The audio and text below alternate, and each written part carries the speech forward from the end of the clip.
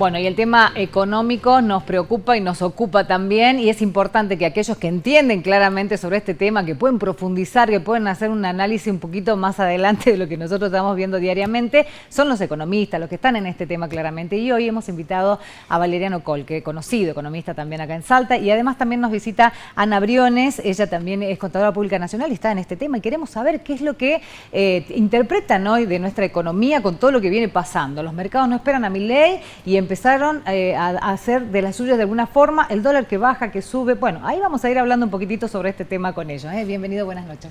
Buenas noches. Gracias por venir. No, gracias por la invitación. Por favor. Valeriano, usted que viene hace años analizando la política, la gente que vio tantas, que sí, está bien, perfecto. Es una joven que también está con nosotros, que va a tener seguramente su pensamiento en esto. Pero usted que viene, que trae ya mucho tiempo, digo, de conocer la historia de nuestro país y además también la situación económica. ¿Cómo nos encontramos hoy? Bueno, en este momento hay una expectativa, ¿no? Sí. No olvidemos, fíjate que a partir de que ganó el presidente electo, bajó el riesgo país, subieron las acciones, los bonos, en el exterior y en la Argentina, lo cual evidentemente muestra un signo de que los mercados en alguna medida están respondiendo a una nueva expectativa, ¿no es cierto? Ahora, bueno, hay que ver el programa que va a desarrollar Milei, que evidentemente está sustentado en tres ejes fundamentales, por lo que yo veo que el gasto público, sí, el tema de las LELIC, que es el tema financiero, y el tema, digamos, del cepo, que tiene que ver con el tema cambiario. Bueno, hay que ver ahí cómo toma el tema de la ley, y la ley representa una bomba extraordinaria. Son 23 billones 500 mil pesos las LELIC, y se paga 2,5 billones por mes de interés. Por Dios, es una tremenda la deuda que existe, y evidentemente, y eso es lo que en este momento le tiene la preeminencia el presidente electo, de desactivar esa bomba para poder, sí, en alguna medida, tras salir del cepo, actualizar los tipos de cambio que vienen con una brecha de más de 150%, sobre todo el dólar oficial con respecto a los dólares financieros. Sí. Y bueno, y esto no va a ser positivo hacia adelante porque vamos a tener más inflación. Evidentemente va a ser muy duro el ajuste, pero hay que hacerlo. Es más fácil destruir que construir. Entonces cuesta más. Y evidentemente, y la gente creo que se ha votado este presidente que dijo lo que iba a hacer, sí, y bueno, y lo bancó, como quien dice, espero que también lo banque ahora en los ajustes que tenga que hacer, porque no hay otra salida. No hay otra forma. No hay otra salida. Ana Inés Briones, que también está con nosotros, seguramente tiene también su apreciación, muy ligada a esto obviamente, pero y esto es importante también, porque tenemos nosotros un público variado, nuestra audiencia, gente que entiende mucho de economía, y hay gente que tal vez todavía se está preguntando qué son las LELIC, ¿no? ¿Le podemos explicar un poquito y después avancemos con el análisis que vos tenés por ahí también? Bien, sí, es muy importante, bueno, entender, porque por ahí escuchamos todo el tiempo, sí, conceptos que uno no maneja. Las LELIC es dinero que tienen los bancos privados y que le prestan al gobierno, ¿sí? De esta forma, la plata que está, sobre todo, que tienen los bancos por un plazo fijo, se inmovilizan con pases al Estado Nacional a 28 días, a diferencia de los 30 días que son los plazos fijos. Y cada 28 días el gobierno sale a pagar los intereses, que como decimos, sí, son muy altos estos valores. Esa plata pasa a ser dinero no circulante, por lo menos por eso no se traslada hacia la inflación. Entonces, el problema más grande de cómo se hace el desarme es, bien, hay que desarmarlo, hoy esa plata ya se está desarmando, ya sí, los bancos no le están inmovilizando a 28 días, sino que están haciendo pases que son día a día, porque están viendo bien dónde la van a geolocalizar a la plata.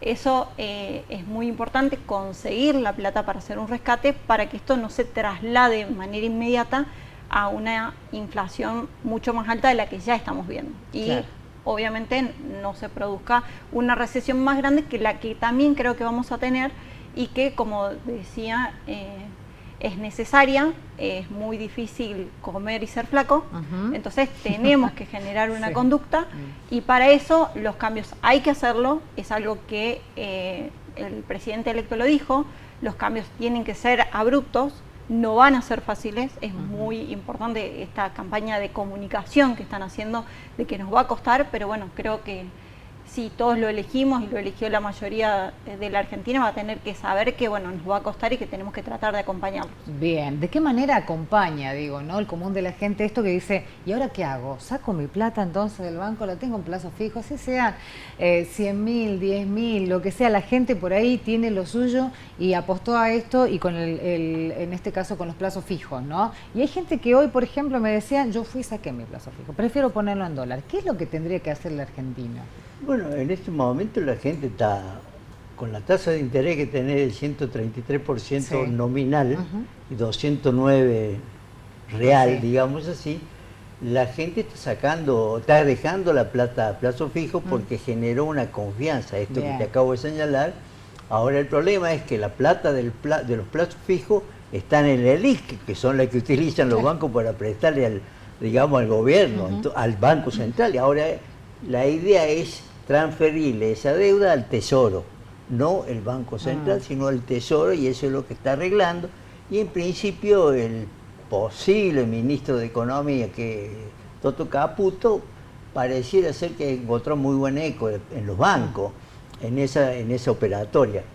Pero además el tema es el déficit fiscal. Tenemos prácticamente muy alto, casi 4 o 5 puntos del PBI, el déficit fiscal, que con los 10% que representa la ley sería el 15% que más o menos quiere bajar en Milei.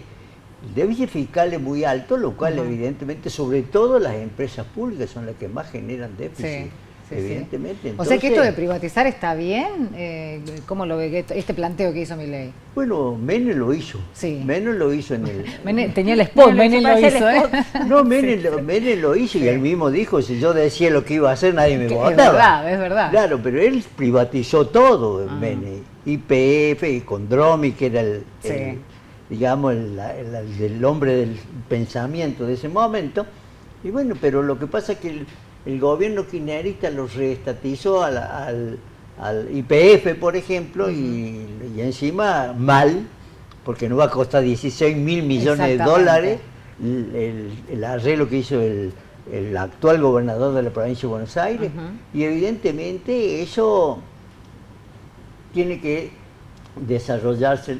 El Estado, por empezar, nunca fue, digamos, bien desde el punto de vista empresario. Siempre tiene que hacerlo el sector privado. El Estado tiene que ser orientador y facilitarle el desarrollo al sector privado a través, digamos, de medidas, a través, digamos, de bajarle los impuestos, de algún tipo de medidas, por ejemplo, con nuevos mercados, todo para que el sector privado explote, exporte, y eso no va a generar dólares genuinos. Claro. Yo recuerdo que estuvo la gente del campo con nosotros hace un par de semanas antes de las elecciones, inclusive, y decían, necesitamos que el gobierno nacional nos saque ya el pie del cuello, que nos tiene realmente prisioneros un montón de cosas. Y esto genera inseguridad, y esto también genera, obviamente, muchas complicaciones en el momento de tomar algunas decisiones, ¿no? Esto de cortar las exportaciones, hay un montón de situaciones que, claro, obviamente la gente no tiene seguridad, los empresarios sobre todas las cosas, y obviamente no hay confianza en este gobierno. Ahora, lo que sí se notó es, por ejemplo, las acciones argentinas en Wall Street, que subieron hasta un 14%, ¿y eso es positivo?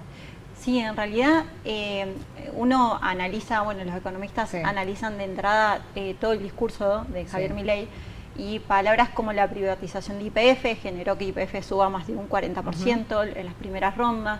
Palabras como que la deuda se va a cumplir, que vamos a hacer frente a nuestros compromisos, hizo que los bonos soberanos también, hasta en una ronda cerrada, los primeros días de mercado, porque había feriado en Estados Unidos, suban alrededor por 5 rondas un 5%. Están generándose hoy día algún tipo de correcciones, pero es una mirada positiva.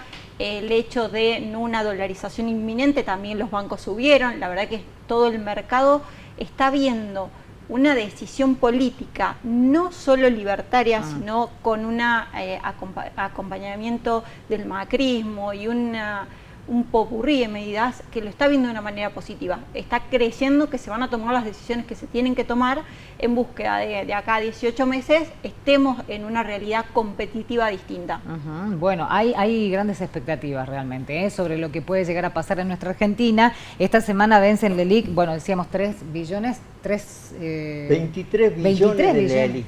Por favor, 23 millones. Y 2.500.000 mensuales de interés.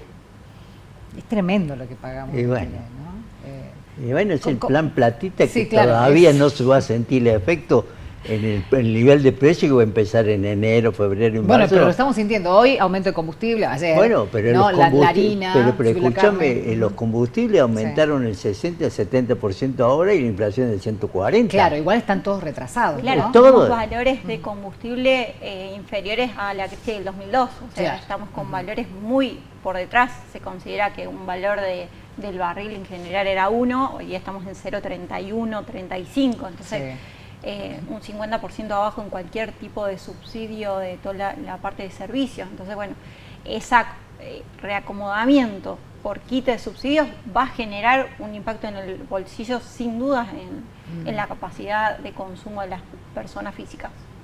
Bueno, a esto le sumamos que hace minutos nada más hubo un comunicado del sector del transporte a nivel nacional al gobierno diciéndole, nos prometieron cumplirnos con una serie de acompañamiento económico que no se va a dar. Este gobierno nacional, con Massa obviamente todavía frente al Ministerio de Economía, dijo que no están estas posibilidades de acompañar y además ya como ya nos despedimos, estamos en la transición, nada podemos hacer. Pero hay una cosa, Andrea. Sí. El subsidio se lo debe dar al usuario, no a las empresas. Bueno, ¿me entendés? Claro. Y bueno, evidentemente ahí está el tema. Y además, el subsidio tiene que ser federal. Bueno, debería, el 15% de lo que pagan el boleto en Buenos Aires, en el AMBA, ¿me entendés? Y el 85% pues son subsidios y acá estamos pagando, en Córdoba vale casi 300 pesos el boleto. Claro. Entonces, evidentemente, esa inflación reprimida por el tema de los precios relativos que quedaron planchados, eso se va a empezar a sentir más adelante. ¿De qué manera van a afrontar los gobiernos provinciales, digo, toda esta cuestión? Porque la verdad que la gente lo va a sentir en su bolsillo y también lo van a sentir los gobiernos, ¿no? Bueno, yo creo que Salta igual está posicionada en un lugar hoy estratégico, en realidad todo el norte, teniendo en cuenta que somos una provincia muy rica en cuanto al litio, cobre, oro, soja. Entonces creo que el acompañamiento que vamos a tener y vamos a necesitar por parte del gobierno nacional va a ser muy distinto que el resto de las provincias. Entonces creo que en eso estamos bastante beneficiados y que vamos a tener oportunidades todavía y vamos a tener de menor manera el impacto de la crisis. Eso es importante. ¿Usted lo ve así también, Valeria? No, lo que pasa es que acá hay otra cosa que es fundamental. Acá hay que reformar la ley de coparticipación federal. Cuando se reformó la Constitución en el 94, al 31 de diciembre del 96 tenía que haber una nueva ley de coparticipación federal. Sí, pasó. Y no hay. Y además las provincias que menos contribuyen al Producto Bruto Interno son las que más reciben en detrimento de las que más contribuyen. Claro. Pero además, vos fíjate, en el NEA, por decirlo así, son las provincias proporcionalmente las que más reciben de coparticipación federal y son las que más pobres están a nivel de nación. Además, lo utilizan mucho como clientelismo, por eso es el principal empleador en todas las provincias del Estado. Claro, bueno, hay que terminar con esa idea. Bueno, es lo que viene a proponer Milei, ¿no? Basta, el Estado está para otra cosa, los privados que se hagan cargo, obviamente, de dar trabajo, ¿no? Generar, obviamente, también este circuito, y el Estado simplemente para regularizar y acompañar, digo, nada más, para eso solamente. Claro. ¿Debería haber sido siempre así? No, y además, el problema de Argentina, ¿sabe cuál es? El problema es que no hay política de Estado. Las políticas de Estado, independientemente de cualquiera que sea el gobierno y del pensamiento político, te generan previsibilidad y confianza hacia adelante. En cambio, como acá se vive el día a día hace muchos años, entonces por eso es que cada vez que hay una elección la gente se desespera, se va al dólar, saca el plazo fijo, se estoquea de mercadería, etcétera, porque no sabe qué es lo que va a pasar. Ahora, si hubiera política de Estado como lo tiene Chile, como lo tienen los países Claro, del lado, el que viene, el nuevo no que hay viene, ningún no viene a problema porque eso va a fundar de nuevo seguir, país, digamos, claro, ¿no? eso Porque va a así hacen, seguir. ¿no? Claro, en realidad también Sí. es esto de las reglas claras, de que lo que pasó para atrás no es ir retroactivo, de no ir y venir con una misma normativa, o que sacaron la normativa de los 2 días la corrigen y que no se ven los alcances totales, entonces se determinan 1000 restricciones sobre una misma actividad. Sí. Que hoy ya pasa en las sociedades de bolsa y todo lo que es el mercado, tenemos más restricciones que lo que, como vos decías, con el agro, digamos, esto de unificar un tipo de cambio, reglas de juego claras. Con las reglas de juego claras creo que va a haber inversión, va a haber posibilidades de proyectar, de que cualquier ciudadano también pueda definir también su capacidad de ahorro, su futuro, entonces... Bueno, buenas miradas también me imagino yo que debe haber sido lo que se planteaba hoy desde saber que lo que va a hacer Milei cuando asuma, lo primero que va a hacer es enviar un paquete de medidas inmediatamente, apenas asuma el 10 de diciembre. Eso es, la verdad que también es algo Va a que lo haber lee en los mercados, ¿no? sesión extraordinaria, Sí, va a andar un proyecto de ley ómnibus, Ajá. con muchos los proyectos de ley, evidentemente con privatizaciones, con un montón de cambios que evidentemente estima él, ¿no? Habrá que ver si lo acompaña el Congreso también, ¿no? Bueno. Hay toda una estrategia además que se está planteando desde algunos sectores diciendo vamos a armar monobloques. O sea, las negociaciones van a tener que ser 1 a 1 más o menos, ¿no? No los interbloques como se llamaban antes. Pero lo que pasa acá van a sentir resistencia, va a tener resistencia. Sí. Porque aquel que le tocan la cajita, evidentemente se va a sentir molesto. Claro. Entonces, evidentemente, y ahí es donde no hay que retroceder ni temblarle nada, hay que ser firme. Claro. Pero el conjunto de la sociedad y sobre todo de los legisladores tiene que acompañar cuando los proyectos sean serios y tengan posibilidad de proyección hacia adelante y sean sustentables. Porque la gente lo está mirando, la gente no es como antes, la gente aprendió ahora que sabe que van a venir tiempos difíciles, bueno, peor que ahora, ¿me entendés? Por las medidas que va a tomar, pero se la está bancando, vamos a ver si se la termina de bancar, y además hay mucha gente que lo votó a Milei que dice, nosotros vamos a defender esto, ojo, cambiaron los tiempos. Sí. No es la misma mentalidad de antes, digamos, ¿no? Es que no hay otra salida. Es como si vos gastás con la tarjeta de crédito, después pedís un crédito para pagar la tarjeta de crédito, después tenés que pagar el crédito que utilizaste para pagar la tarjeta de crédito y no salís más. Bueno, pasa exactamente lo mismo. Hay que cortar y terminar de una sola vez, y esta es la idea de Milei por lo menos. Y hablábamos recién de que la gente empieza a hacer esto, compra mercadería, empieza a estoquearse. La gente empezó el mes pasado a comprar útiles.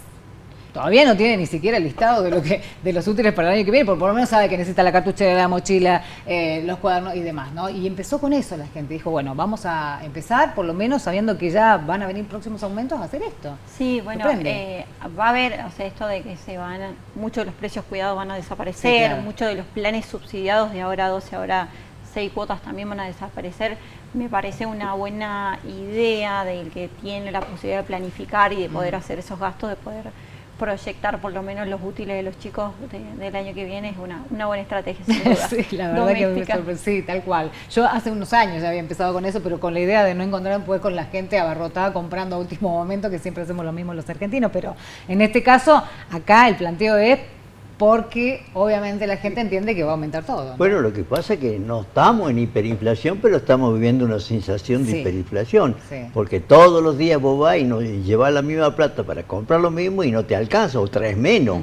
Entonces eso te da una sensación, evidentemente, de la inestabilidad que hay en los precios.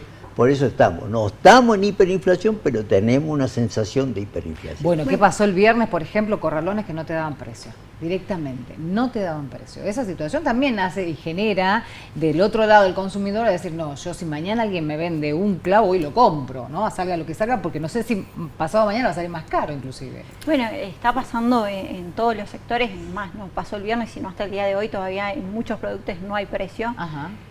Pero bueno, teniendo en cuenta que, o sea, el factor que interviene muchísimo en el listado de precios, sobre todo en lo que tiene que ver con corralones y demás, es hoy día el flete, ¿sí?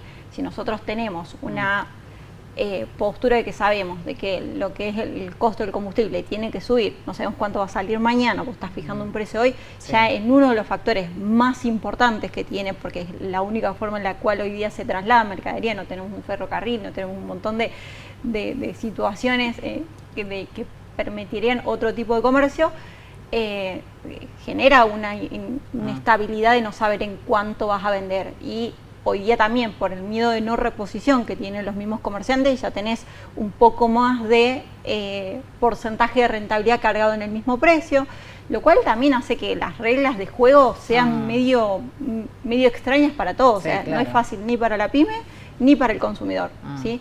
Pero sí puede pasar que en un tiempo futuro las reglas de juego y los márgenes con los que se trabaje sean mucho más claros y mucho más a la vista de todos. Esto de que veíamos, por ahí uno ve en Estados Unidos, la Coca-Cola sale en todos lados igual. Sí. Bueno, esto puede empezar a pasar en una Argentina con reglas de juego de nuevo un poquito más claras. Bueno, para eso igual vamos a tener que esperar un poco. El paquete de medida aprobado, ¿no? Que todo empiece a cambiar de a poquito.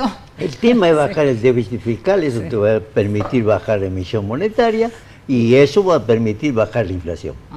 Ese es el camino, no hay otra. No hay otra. Ahora hay que esperar que la oposición simplemente entienda también que si necesitamos salir todos de esto, ¿no? También tengan supuesto. por lo menos la responsabilidad, vamos a decir, y la seriedad para afrontar esto y no hacer este juego, estas chicanas políticas también que con tal de plantarme en oposición me pongo en capricho nada más, ¿no? Claro. Está bien, y eso además, esta mañana me hizo una consulta una colega tuya sobre el tema del gasto público en el Estado, el gasto general del gasto público, y yo le salió una diputada y le dije, ¿por qué no hacen unicameral la Cámara y nos ahorramos el costo de los senadores, asesores y todo? Como hay muchas provincias que tienen unicameral. Entonces eso ayuda, ¿me entiendes? Y bueno, ahora eso es cuestión de que se tome una decisión y hasta luego. Córdoba tiene unicameral, Santiago del Estero, Tucumán, Jujuy, mira, un montón de provincias, son más las unicameral que las... Claro, eso ahí ya Milei no puede interferir, bueno, podría interferir allá a nivel nacional, creo, ¿no? No, ahí no puede ser, porque tiene, pero en las provincias sí. En las provincias sí, Bueno, estamos justamente hablando de economía, estamos hablando de lo que nos pasa hoy, el bolsillo es lo que nos atraviesa todo, nos levantamos, pensamos hoy qué puedo hacer, qué no puedo hacer, cómo avanzamos en este sentido, qué es lo que viene, y estas son las cosas que vamos analizando hoy, es muy importante, por eso el análisis. Una final, el dólar bajó y eso sorprendió también, ¿no? Las opiniones de ambos, por favor, en este sentido.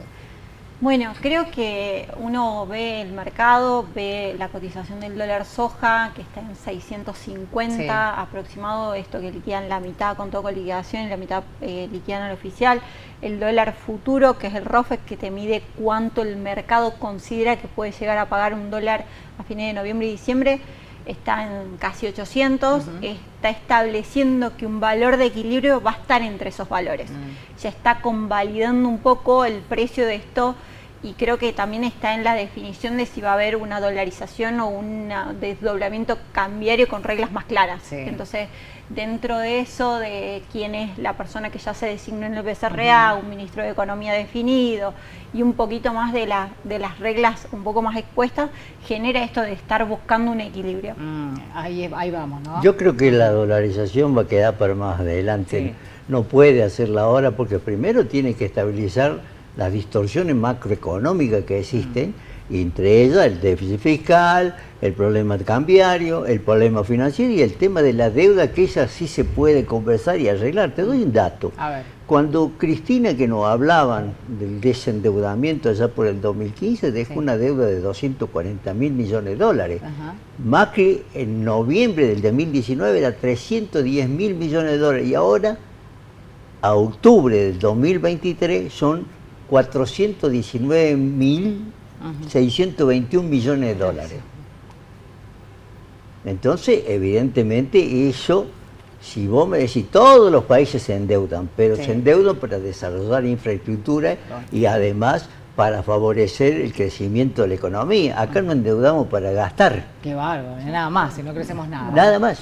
Tremendo. Bueno, muchas gracias por venir. Gracias por el gracias análisis, a vos, el acompañamiento, porque la gente entiende un poco, por lo menos, saber en qué situación estamos y hacia dónde vamos. Después de la pausa volvemos a última entrevista.